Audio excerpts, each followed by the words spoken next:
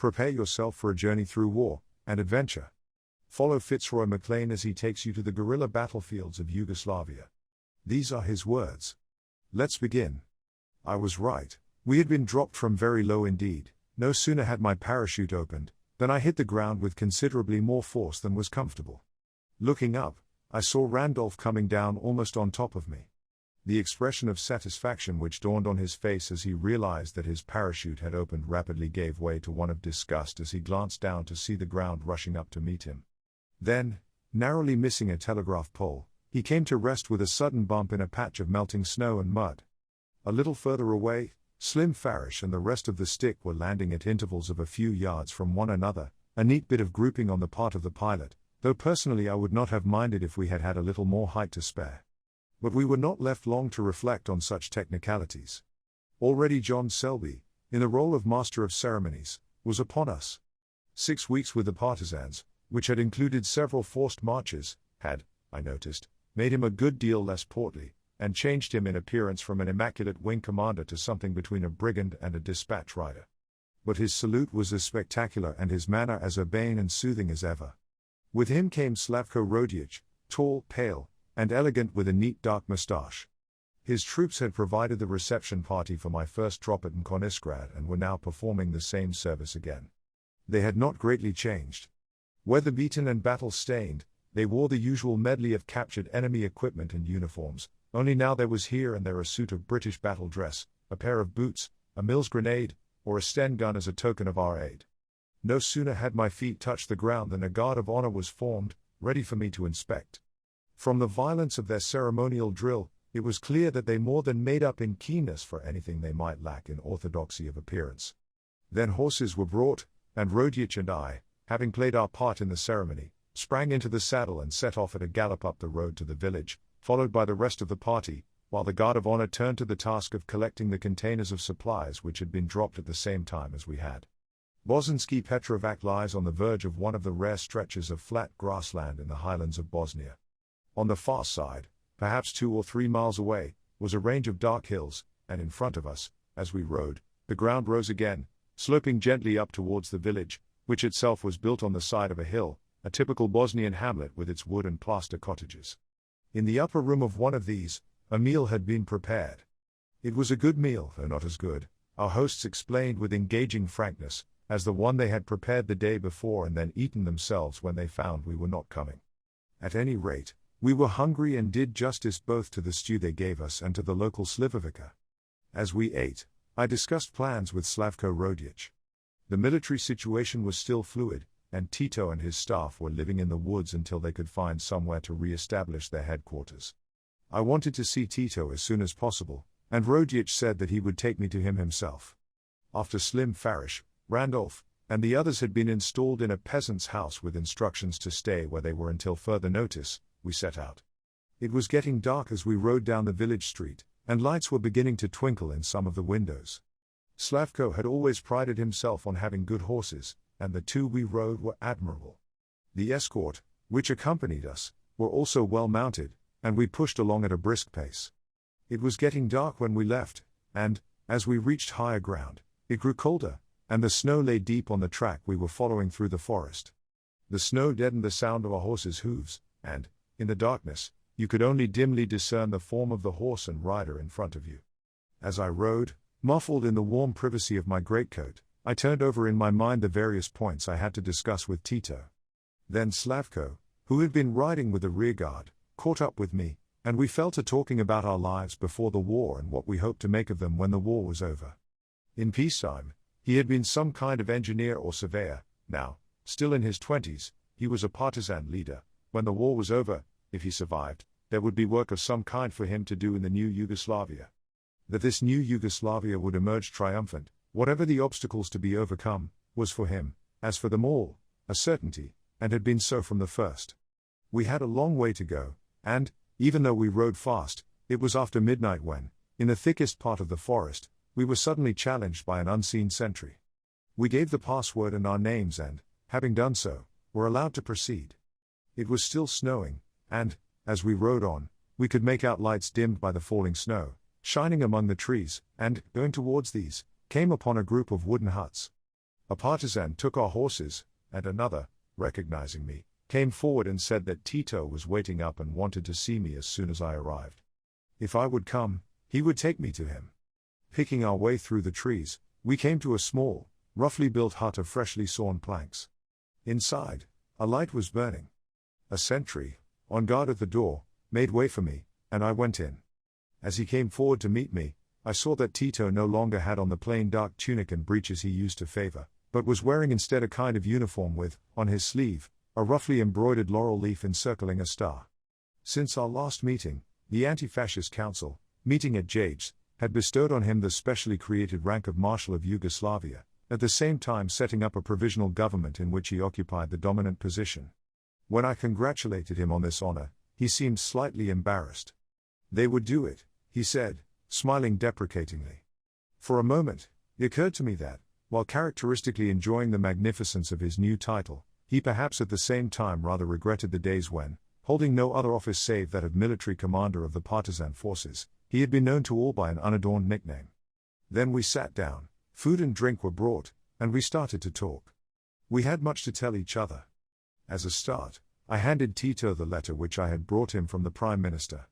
He had had no warning of it, and I watched his face closely to see how he liked it, as one watches a child with a new toy. There could be no doubt of the effect. As he broke open the seal and, unfolding the crisp sheet of heavy paper within, saw the address of 10 Downing Street at the top and the Prime Minister's signature at the foot, a broad smile of unaffected delight spread slowly over his face, which became broader still when he found a large signed photograph of Mr. Churchill in a separate envelope. I offered to translate the letter for him, but he insisted on trying to make it out on his own, turning to me for help over the more complicated passages, and giving way to fresh demonstrations of pleasure as he came to complimentary references to the prowess of the partisans and promises of allied assistance. He was clearly very much pleased. He had reason to be. Tito's career up to now had taken him underground, behind the scenes. He had been perpetually in conflict with the established order. Despite this, or perhaps because of it, he attached great importance to outward appearances. Already the revolutionary process he had set in motion was carrying him, the revolutionary, upwards and onwards towards a new established order, which, ultimately, would take the place of the one being overthrown. The high-sounding title of Marshal of Yugoslavia, which had been bestowed on him by his own people, was an outward and visible sign of this, even though its recipient might still be hiding in the mountains and forests. But hitherto, he had received little recognition from the outside world. The Germans, it is true, had put a price, and a very high one, on his head, but the great powers, whose ally he was, had been slow to discern in him and his movement a force to be taken into account. Even the Russians showed little active interest in him. Now, at last, with the arrival of Mr. Churchill's letter, he was beginning to come into his own internationally. He was in direct and formal communication with one of the big three, with the Prime Minister of a great power. Mr. Churchill made it clear that he regarded him as an ally and, as such, promised him all possible help. Moreover, he invited him to correspond with him through me on all matters of importance. This was no longer so very far removed from official recognition. It was, at any rate, a very big step forward.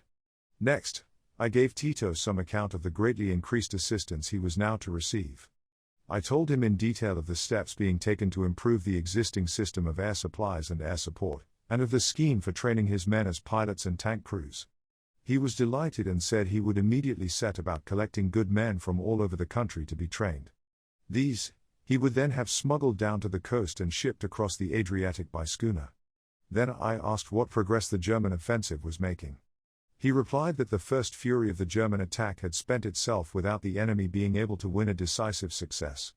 Now the partisans, having once again successfully denied the enemy a target, were beginning to hit back all over the country, and the Germans were getting as good as they gave. The trouble was that his men lacked everything: food, clothing, boots, ammunition.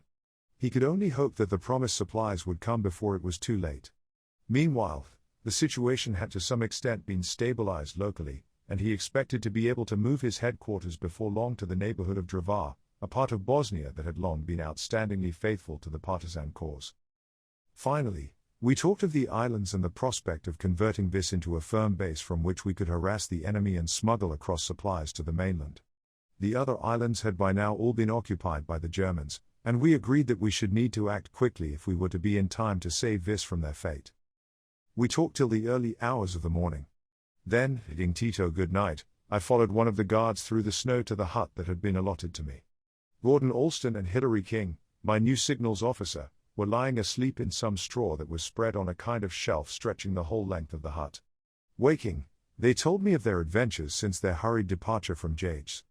A partisan with immense moustaches was sitting by an improvised stove, stoking it from time to time, and in the intervals inspecting by its light the recesses of his shirt, which he had taken off and was examining with meticulous care.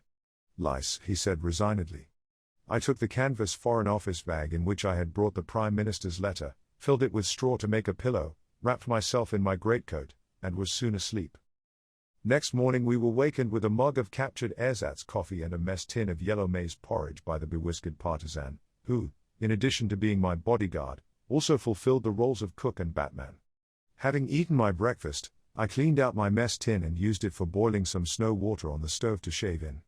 It was an agreeably compact mode of life, with no time, space, or energy wasted on unnecessary frills.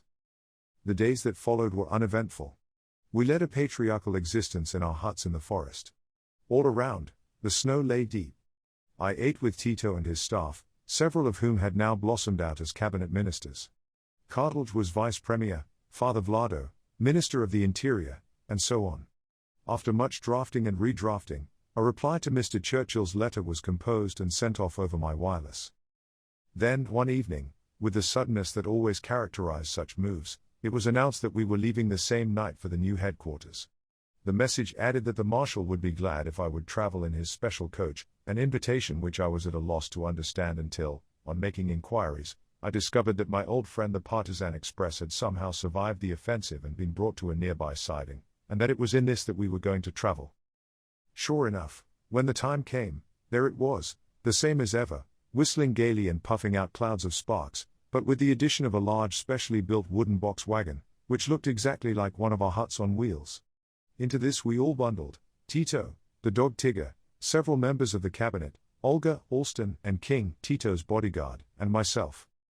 Our short train journey had an improbable, dreamlike quality, which even while it was actually in progress made it hard to believe that it was really happening.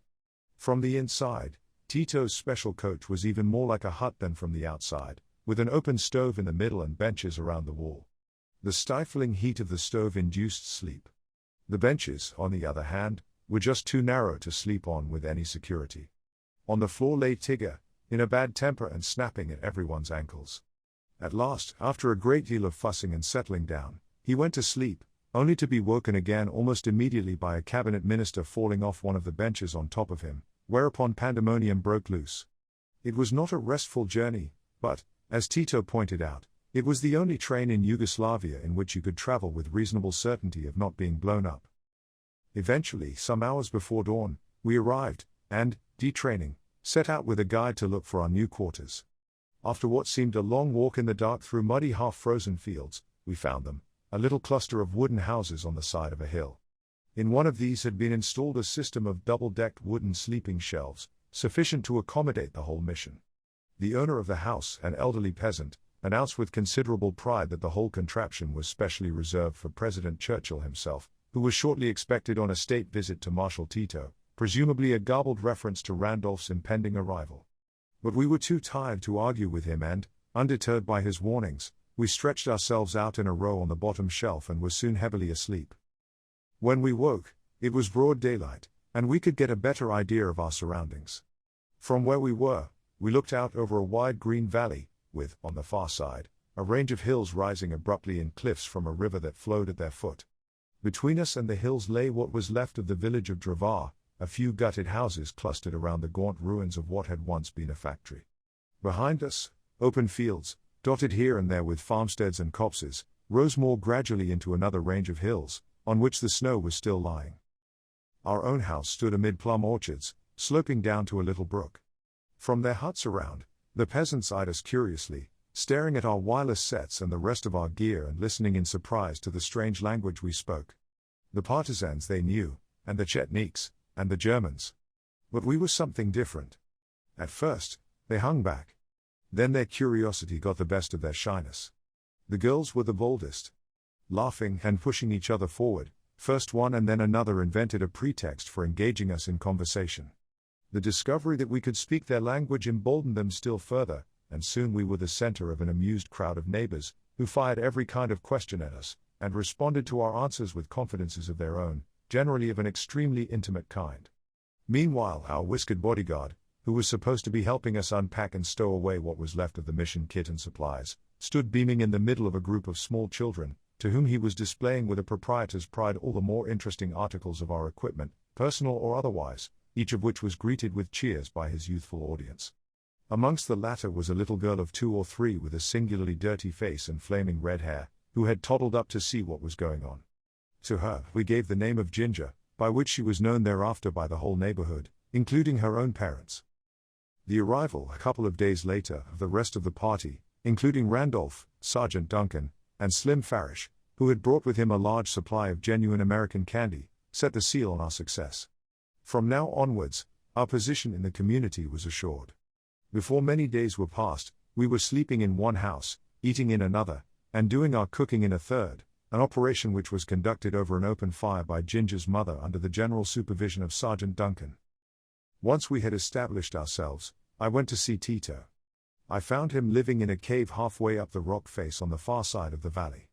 It was a stiff climb, and I arrived out of breath at the mouth of the cave, where I was greeted by Tito, Olga, Tigger, and Tito's personal bodyguards, Priya and Bosco, who all seemed delighted with their new abode. At the back of the cave, a fowl roared and chattered, and ferns grew in the crevices of the rock. From where we stood, we commanded a fine view of the valley and its approaches. Altogether, it was a pleasant enough place. On and off, I was to spend much time in that cave during the months that followed, talking, eating, and, above all, arguing. The life to which we now settled down, while it also partook of the atmosphere of the Robbers' Cave in Act 2 of a pantomime, had, strangely enough, a good deal in common with that of an important headquarters in a normal theater of war, even though the nearest German outposts were never more than a few miles away. In the past 6 months, and particularly since the Italian capitulation, the partisan movement had greatly increased both in numbers and in scope, and there had inevitably been a corresponding increase in the size of Tito's staff.